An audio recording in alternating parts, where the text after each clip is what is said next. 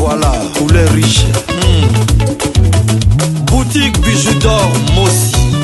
Elengi. Boutique bijoux d'or, Mossi. Elengi. Voilà, poulet riche. Boutique bijoux d'or, Mossi. Elengi. Comment il répond? Ozana Selembao, Ozana Bumbu, Ozana Makala, Ozana Changu. Au comprendre, Ozika transport Moko. Transport il y a Victoire Gambela. Dans le bien Victoire Gambela. Référence à Bongolo. Si vous connaissez Bongolo, bah. Malama au côté autour avenue Irebo Zawapi. Bah la question avenue Irebo numéro A37. Ou non Okuta Flat Hotel Bidor. Bon, vous avez la page Facebook.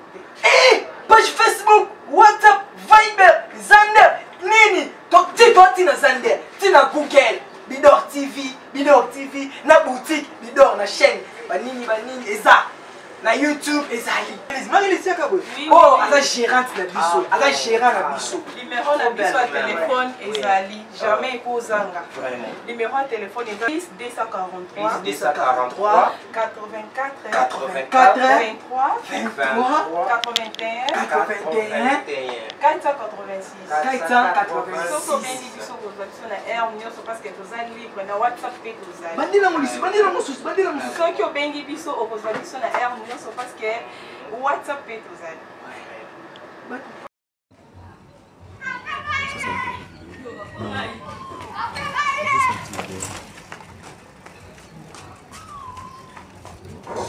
Bonsoir, bonjour, na balandi nyonso tu ya Bidor TV. Ngande kola bino ya mwasi na kombo ya Mama Bijou. Mama Bijou ayaka pamba te, Mama Bijou ayaka ka soki problème ezali, nde Mama Bijou d'or ayaka. Mama Bijou d'or, musala ya Mama Bijou d'or ezalaka akopesa conseil. Mama Bijou d'or abeta masolo na ye ezala mingi chaque week-end. Mama Bijou d'or alambaka, Mama Bijou d'or asala ba publicité, Mama Bijou d'or asala ka ba promotion ya ba star, Mama Bijou d'or asala émission ba Amser, Mama Bijou d'or asala vraiment makambo ebele. Na mutu nyonso tout am susu omona ka titre nanga, olobité okota oyo kana lelo ni Mama Bijou d'or alobi, o s'abonner na Bidor TV, Mama Bijou d'or nazo senga yo soutien na yo. S'abonner na Bidor TV, fina croche la notification, partager vidéo, o peut pesa ndeko moko conseil. Aimer vidéo pour na kosunga ka musala ya Mama Bijou. Donc Mama Bijou na lobaka aliso na lisolo beta makana ndenge nango lelo vraiment bomoni elongi nanga te parce que vidéo na ni voice o tango ekomelinga azala ki prête te ya kosala vidéo parce que ngala za mama ya bana Mama Bijou asala ba vidéo na mingi tam so sisi musala la ba pourquoi ne Mama Bijou asali vidéo mais o tango ekomelinga le bino pourquoi pas na pesa ba abonné na ngai conseil. Selon voice ou ezako tambola. Voice ou etamboli banda lobitina lelo nga la ziongo ta 5 fois ezako tambola rakaka.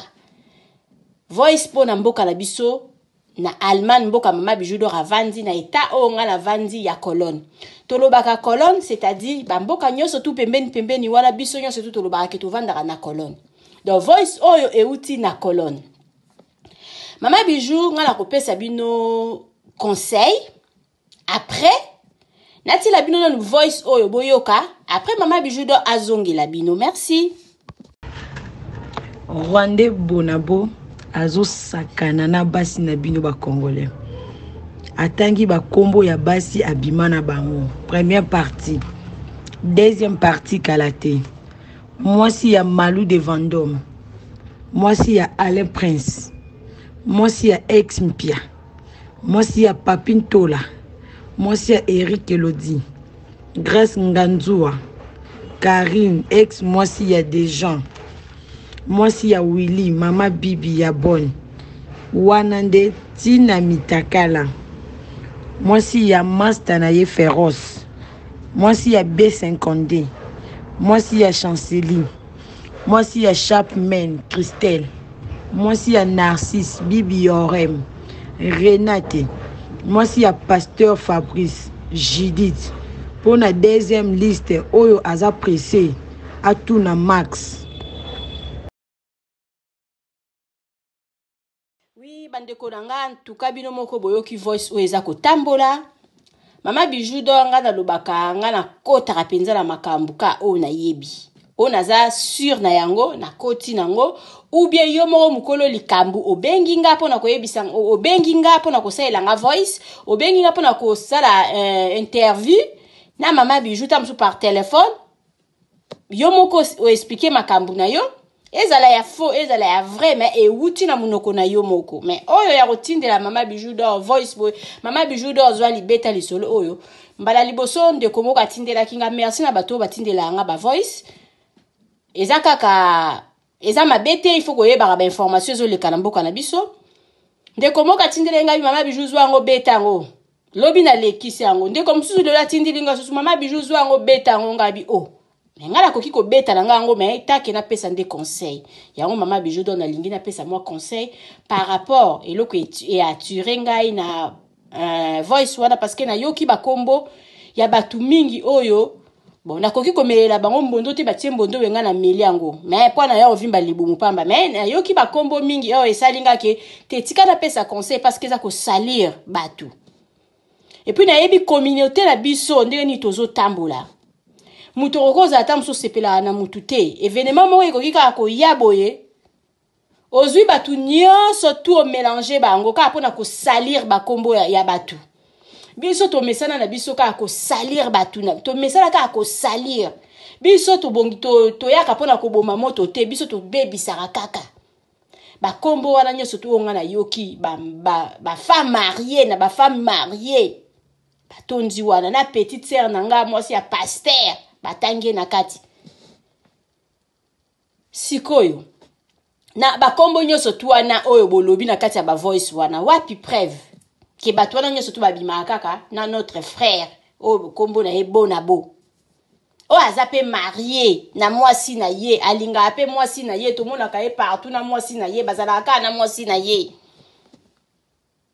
mbongo nini oyo ndeko na biso ya mobali bona bo aza nango oya azala wala ka po pesa basi azana ba projet mususu te ye vi na ye mobimba ka po pesa basi soka bimi na yo nde ye azwi nini ya solo koki kozala mais pas tout le monde il faut pas qu'on mélanger batu nyonso tout na katikati ya buzoba tout ça les la batu ba to bebisa ba réputation ya batu boeka apamba te li futa lango un jour ekozala yo vandika ka boyo lobi non lokwa la linga intel te tika na sala la yeba photo ta msusu montage lokwa la linga ka intel te likambu boko ebimi fona zo kombo ya intel wala na koti sango po esala bien après yo kozwa nini biso surtout peto sito yeba na biso mutu surtout pasa yeba na ke montage ezama kasi na kati ya mokilo batu basala akutu montage ya video ezala teme ekoma video basali montage njoka kala makambo ba video ezaka to bande ko yebaka ba photo mais video montage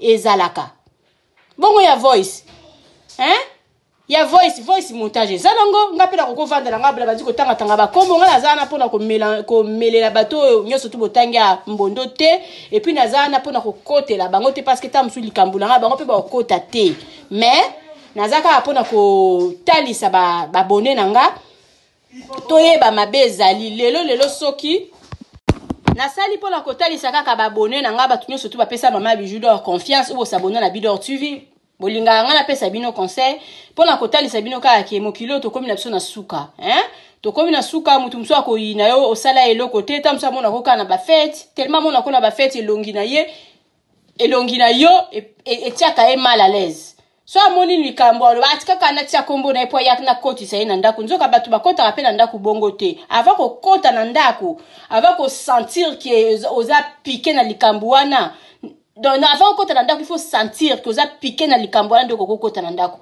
batu ba bebisela ba témoignage ma beba bazot ba témoignage bazot tambola kaka parce que mama Bijou ngana lo ba soki likambo yebi keza nango yote il s'agit ba lobby en tout cas il faut za la ka ba nerf solide donc biso ba oyo basalela biso ba propagande ya mabena ba misala to salaka ya maison de passage bake ba filmer ba terrasser bake ba filmer ba mbetu na bango ya mabele bazana poto mais bazana ba mbetu te ba mbetu ya se ya mabele ba sangisi ba video ya salité ale ba bandi ko sayela nga ba émission pona ko bebisa musala nga malgré ndako na biso eza nango ba 5 étoiles te ba 6 étoiles te ndenge na lobaka mais tozana mbetu ya mabele te quand même tozana mbeto ya mabele te et puis terrasse wana bango balakisa na mokili nyonso to eske kokoza liboso penza ya ndako ya mutu ata to bengi ngo flat te to bengi ngo ndako ya mutu o mwana poto pa kitaka lalaka terrasse bongo kokozala mais na mama moko soki na mama moko na Londres ba mama ya Londres ba salela ngai ba faux témoignage ba soki mi bale soki misato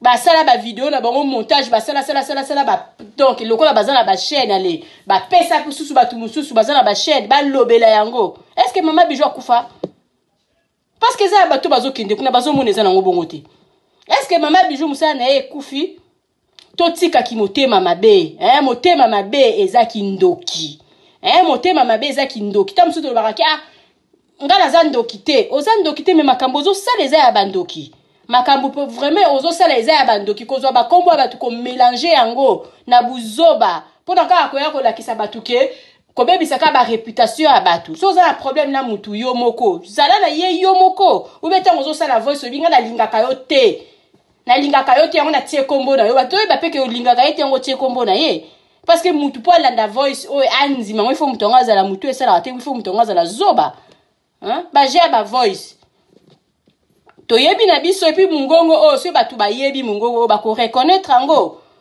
et puis oza mwana nani bato basala bonga bosa na ke ozo sala makamba bongo bosa na ke yo pozo vivre na se amoy o yo po tambola kana mabele nde biso so tozo tambola lelo yo timoli muninga libulu oyebi ya yo ndenge kozala eza batu baseka Bijou eza batu baloba mabe ponanga bino mo bosibo yebi ba sort na bino na sima so ibozwa nini to tambola kana mabele oyo to nyataka ngana lobanga muto ko timola nga libulu yo moko kokota ya libulu wana ba kokunda yo tozo mona makambo ezobima lelo kokozala ya Bijou lobe kozala ya intel to tika ko sala ba propagande ya batu ya mabe to tika ko bebisa ba réputation ya batu to tika ko bebisa ba réputation ya biloko ya batu mama Bijou lobaka soki olingi eloko te okangi munoko na yo tikela muninga chance tamsu mutu mususu ko linga yango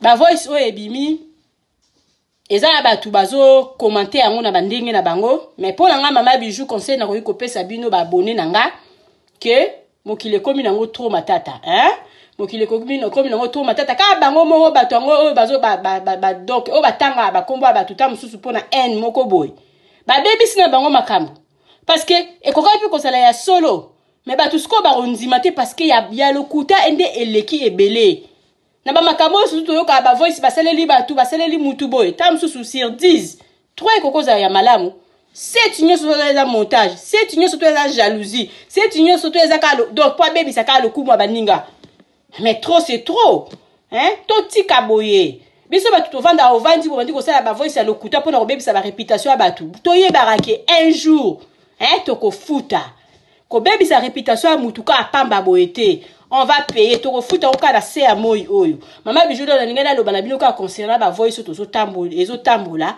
na Allemagne qui est notre frère na kombo ya Bolambo abima so na dibasi basi on peut passer à mabala mais non ça se fait pas ils allaient rater pour la nini oh papa ça bango mbongo mbongo ngo ya papa bona bo leki mokeleki do azange loka ko sala aza marié aza na mwasi na ye ah mais non trop c'est trop franchement non congolais to linga na biso te toza na bandoki moko est conscient muto oza na ndoki moyeba te kozaka na ndoki oyo ezaki ndoki nga mama Bijou do vraiment na lobaka soko zangelo ka osala s'occuper na ndaku na yo s'occuper na mobali na yo s'occuper na bana na yo tala bakaye ya bana na yo inutile ya ko nuire ba vie ya batu inutile ya kota na ba makambo ya batu nga batu bakoma otindela nga ba voice ba nini parce que ba yebi ki na sala musala wana avant wana na bande ko linga te muto akoki koyeba makambo atambola na ngai ekoki kozala mama meje yebi ke Bijou linga na bakombo ya batu te ayebi muto pa koki koyeba makambo muke kokozala honnête moi si ya papa parfait ayebi ke mama Bijou linga bakombo ya batu te donc bato batambola na nga ba yebi na linga ba kombo ba tuté na linga na ko tonga te yango esala nga ke nazala ndingi na za mais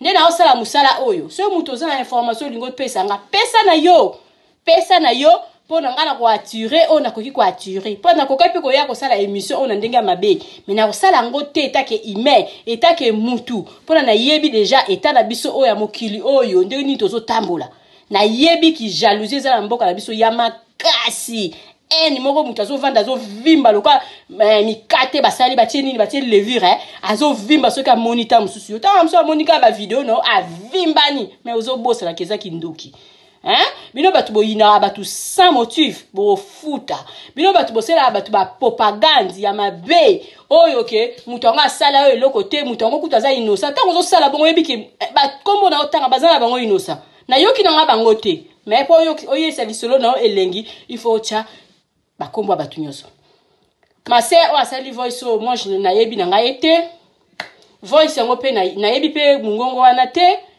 nga na pesi na nga kaka comme conseil soki pe eza ya solo ma sœur soki pe eza ya solo en tout cas bango moko kaka mutu bako futa yango bako futa yango tamsu c'est pas ya nzambe ou bien un jour baloba 99 jours ezaka ya muyibi non jour moko ekobima no kana poisa donc Mama Bijou na koti voice o douti te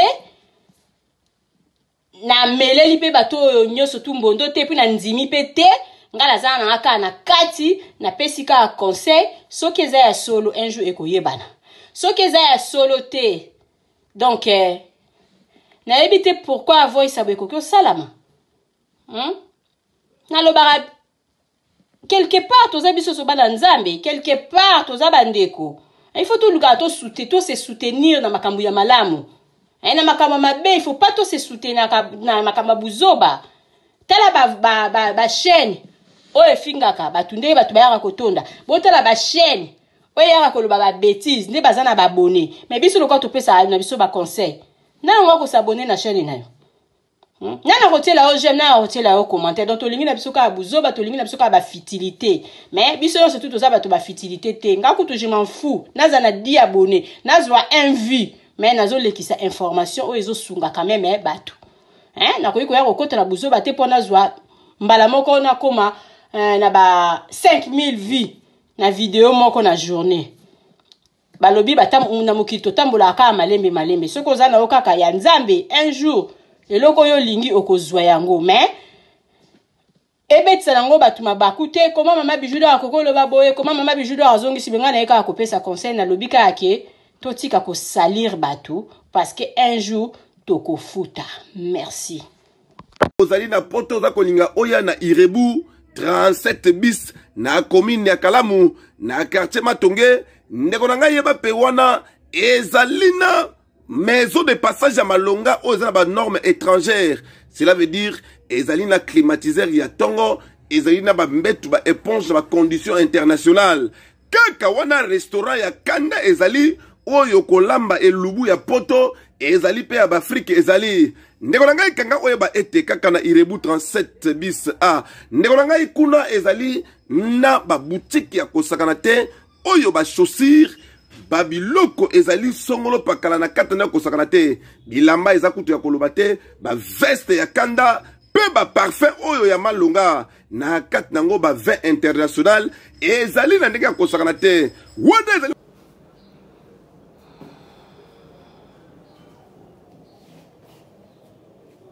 appartement de chambre, salon, cuisine. Ça c'est la chambre.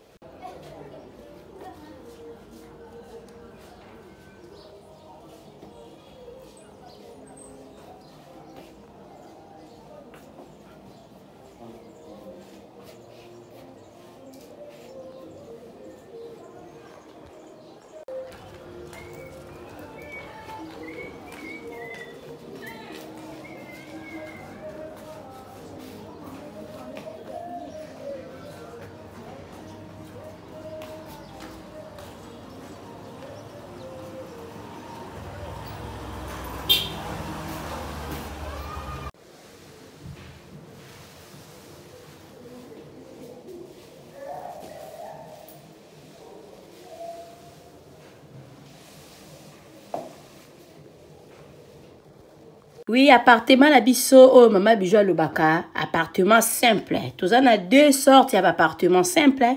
Tous un appartement simple oh ezali ya $15 par jour. Tous allez l'appartement simple oh ezali na $20 par jour. Mama bijou soka koloba $20 koloba 20 €, ça dépend ya pays nini oyo vandi parce que euro na dollar pour le moment ezakaka ndenge moko.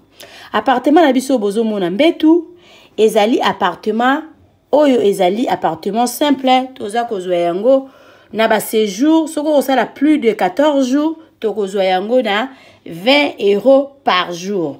Soko osala moins de 14 jours to kozwa yango na $25 par jour.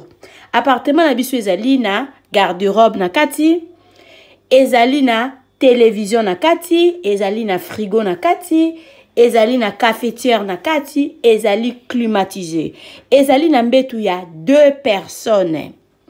Appartement na biso bozomona ezali na douche debout ya kitoko, toilette na biso ezali propre. En tout cas ndako na biso oyo appartement na biso oyo bozomona ya $20 par jour. Yango yo eza kitoko makasi.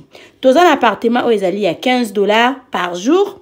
Yango pe ezali na biloko nyonso tu ndenge bomoni na kati, sauf que kuna eza na garde-robe te, kuna totia régal moko likolo oyo muta koki koya kotia ba valise na ye likolo. Contactez biso na appartement oyo bozomona bokozala jamais dessus. À part ba appartement simple, toza na appartement na biso oyo ezali chambre salon cuisine, toza na appartement oyo ezali 2 chambres salon cuisine. Tous un problème ya maïté, tous un problème ya couranté. Notre appartement eza kitoko, eza wana pona bino bana ya poto. Benga mama bijou, contactez mama bijou. Okoza la journée d'ici. Ndaku na biso ezali na sécurité assurée. Mama bijou lo bakanda ku ya $15. Zo yango penza na valeur ya $15. Kozwa yango na valeur ya ba 5 étoiles te. Benga ngai na pesa ka toujours adresse na biso. Adresse na biso ezali na Matonge, eza na Makampante, eza na Gombete. So vous avez besoin ya ko vérifier ndaku na yo avant benga mama bijou. Avant ça osala à compte na mama bijou. Benga nga la pesa o numéro ya gérante na biso. Kende visiter place na yo. Yaka zongela mama bijou pona osala réservation na yo. Borozala jamais desi ndaku na biso eza wana pona ba séjour na bino. Merci. Eye na kati ya Matonge, maison de passage na biso. Maison de passage na biso ya Goyo, maison de passage na biso eza na ba climatiseur, ezali climatisé. Maison de passage na biso eza na Matonge na Irebu A37. Maison de passage na biso toza na appartement où ezali ya 2 chambres, salon, cuisine. Tous les 2 chambres wana eza na ba toilette na kati. Maison de passage na biso tozali na appartement où ezali kaka salon, salle de bain, chambre na cuisine. Tozali lisusu na appartement na biso où ezali appartement ya pamba lokola chambre na toilette. Toilette na odo salle de bain na ona kati. Chambre o ezali ya pamba o ezaka na salle de bain okoyamba bapaya na yo na kati. Chambre o ezali chambre salon cuisine, salon ezali ya munene comme koyamba bapaya na yo na kati, comme koyamba bapaya na yo libanda. Mai na biso ebimaka kitoko. Courant na biso toza na ba lune ebele. Toza na groupe na biso soki courant ekeyi totie essence na kati ya groupe. Ndaku na biso ezali sécurité, eza la sécurité ya makasi. Maison de passage na biso na Matonge toza ko bengisa bino. Mwana nyonso tu ya poto. Benga numéro oyo ozomona. Réserver place na yo pona ozwa place na yo ya kolala. Na kati ya maison de passage na biso tozali na boutique. Boutique bazoteka ba du verre, bazoteka nyonso tu na kati ya boutique wana. Tozali lisusu na nini voiture autotie na disposition na bino batu bozoya na kati ya maison de passage na biso auto bengi yango Bidor. Contactez Bijou d'Or TV Contactez numéro Oyo Moni, réservez place na yo. Ozwa place na yo avant parce que ma place na biso mingi eza kozala toujours occupé. Benga avant zwa place na yo, okozala jamais déçu. Merci.